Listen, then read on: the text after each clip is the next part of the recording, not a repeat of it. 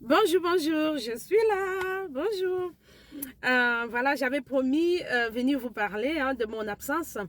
C'est vrai que je suis fatiguée. J'avoue que je suis fatiguée, mais je ne vais pas le dire. Ce que je dis, c'est ce que je ressens, mais ce n'est pas ce que je manifeste. Parce qu'en moi, j'ai un Dieu qui me soutient. J'ai un Dieu qui me donne la force. J'ai un Dieu qui me renouvelle les forces tous les jours. Alors, donc, je suis très prise. Je suis occupée. Très occupée.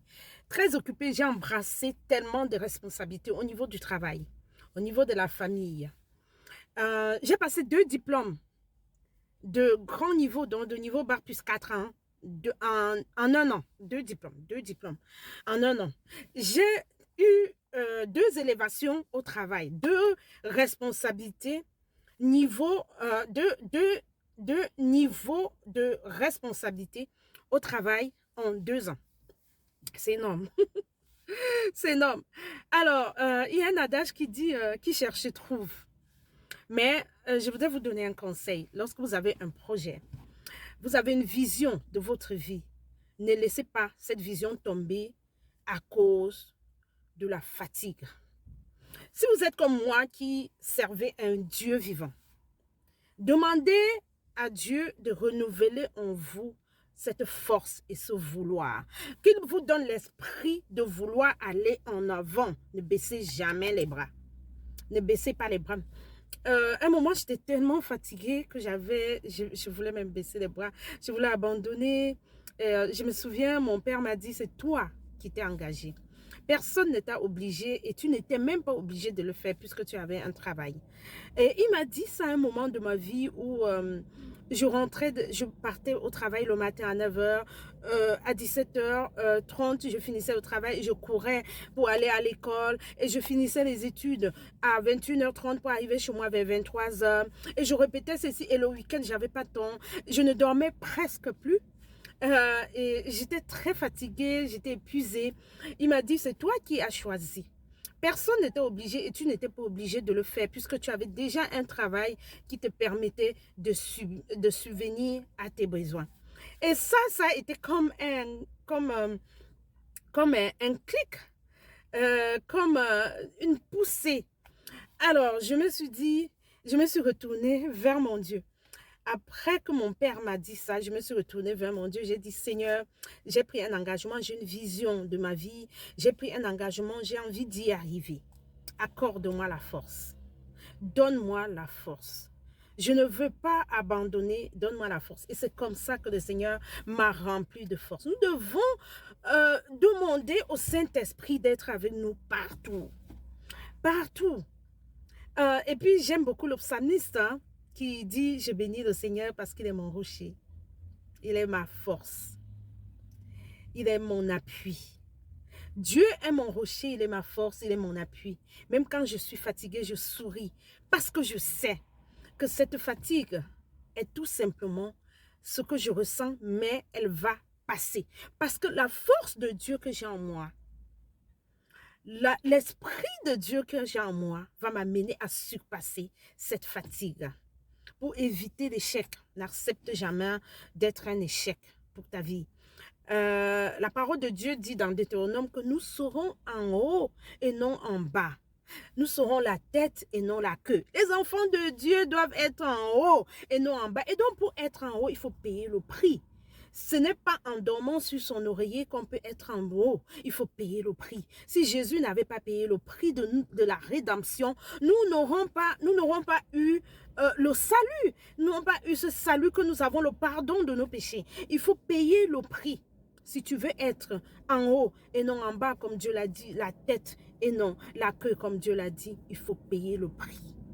Et pour payer le prix, ce n'est pas facile, mais demande à Dieu de renouveler en toi les forces. Donc, j'ai acquis d'autres responsabilités. Je suis partie d'une responsabilité à une autre en 2 ans à mon lieu de travail. Et j'ai passé, comme je vous ai dit, 2 grands diplômes en un an. Imaginez comment j'ai embrassé les responsabilités. Je me suis donné corps, âme et esprit parce que j'avais un objectif bien déterminé, bien défini à atteindre. Et donc, je remercie le Seigneur pour m'avoir soutenu et il continue de me soutenir. C'est vrai que je suis sortie de ça. Ouais, je travaille. Je suis fatiguée. On a besoin de moi partout. Je conduis. J'ai 4 projets que je conduis. Je suis responsable d'un service. Je conduis 4 projets. Je suis fatiguée, comme je vous dis. Mais je ne veux pas me savoir vaincue et je ne serai jamais vaincue parce que le Seigneur renouvelle mes forces tous les jours. Et pour vous dire, j'ai même encore envie de continuer. Aller au-delà. Aller au-delà de ce que je suis aujourd'hui. Je sens cette envie de continuer encore, d'aller rechercher, de m'investir encore à nouveau et davantage pour rechercher à être plus que ce que je suis aujourd'hui. Ah, que le Seigneur te bénisse. Si tu as un projet, si tu as une vision, n'abandonne pas ta vision, n'abandonne pas ton projet. Poursuis-le. Demande à Dieu de te donner la force, la sagesse, l'intelligence. Il dit que si nous avons besoin de quelque chose, que nous puissions lui exprimer nos besoins avec des prières et des supplications. Prie à Dieu et supplie Dieu. Il va te donner la force, il va te donner la sagesse, il va te donner l'intelligence. C'est lui qui remplit de sagesse ses enfants. Dieu te connaît plus que toi-même. Parfois, tu penses que tu es faible, mais c'est l'information que l'esprit te renvoie à toi.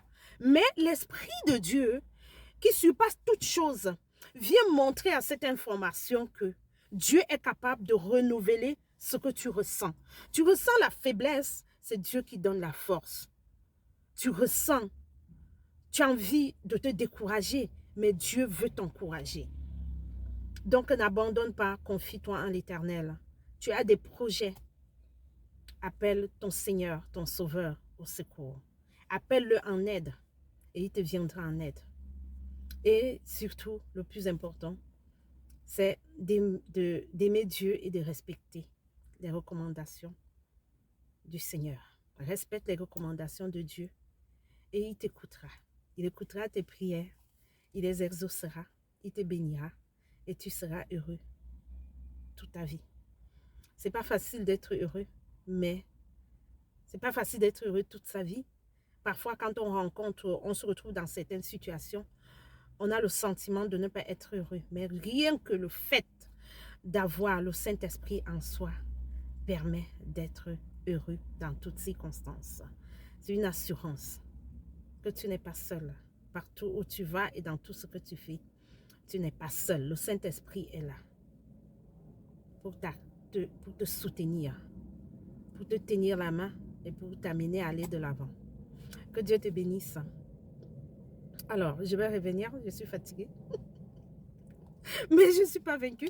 Voilà, donc je vais revenir dans une autre vidéo. On aura le moment, vous savez, lorsqu'on embrasse certaines responsabilités. Au début, c'est très difficile, mais j'ai pris le temps de me familiariser. Et maintenant, j'essaie d'adapter mon programme de façon à me permettre de réaliser un emploi du temps. Voilà, désolé. Un emploi du temps qui va me permettre de cumuler et ma vie professionnelle, ma vie familiale et ma vie spirituelle. Et je reviendrai donc pour qu'on puisse échanger ensemble. Je vous aime, prenez soin de vous et que Dieu vous bénisse. Bye bye.